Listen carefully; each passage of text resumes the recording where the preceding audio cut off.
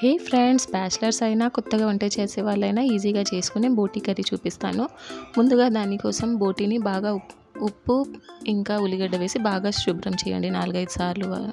ఇప్పుడు కుక్కర్లో నూనె వేడి చేసి ఇందులో కట్ చేసిన ఉల్లిపాయలు అలాగే కరివేపాకు వేసి కాస్త ఫ్రై చేయండి. ఇవి కాస్త ఫ్రై అయిన తర్వాత ఇందులో అల్లం వెల్లుల్లి పేస్ట్ వేసి ఇది కూడా పచ్చివాసన వెళ్ళేంత వరకు ఫ్రై చేయండి. అలాగే కాస్త పసుపు వేయండి.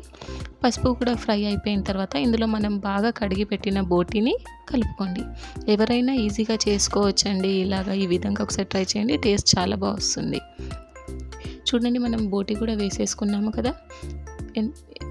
చూడండి బోటీ ఎంత నీళ్ళు వదిలిందో. ఇలా నీళ్ళు దగ్గర పడే వరకు ఫ్రై చేసి ఇందులో కారం పొడి, ధనియాల పొడి వేయండి రుచికి సరిపడా. 2 కట్ చేసిన టమాటాలు వేయండి. ఇది 1/2 kg బోటీ అండి.